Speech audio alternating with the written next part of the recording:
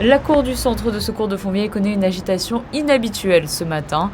L'adjudant Franck Géribaldi succède au major Serge Daffara en tant que chef du centre, un poste qu'il a occupé pendant 7 ans. Une passation de commandement effectuée avec une certaine émotion.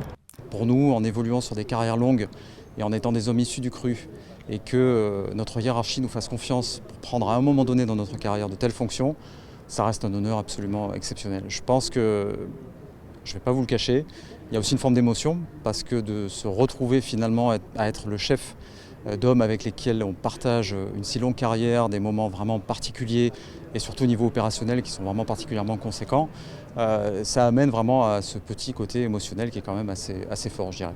Une cérémonie officielle qui, outre l'émotion, a une symbolique forte dans une carrière militaire. C'est un moment important dans la carrière d'un militaire parce que des commandements, vous n'en avez pas beaucoup. Généralement, vous en avez un, peut-être deux pour les meilleurs, mais en tous les cas, et pas tout le monde a un commandement. Donc c'est un temps important, un temps fort dans la carrière et un temps à responsabilité. C'est-à-dire que vous endossez une responsabilité importante.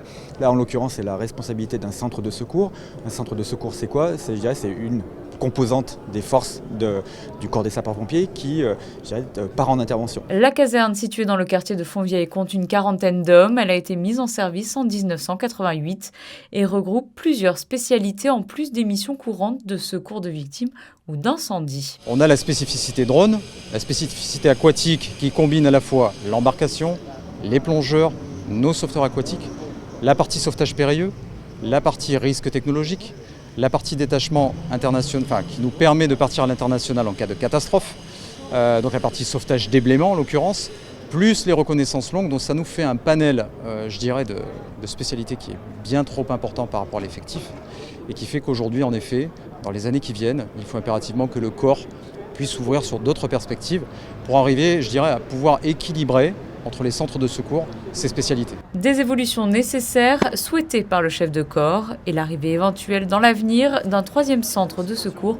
qui permettrait de répondre de manière encore plus efficace sur l'ensemble du territoire monégasque. Une fierté d'être là avec vous. Vraiment. Félicitations.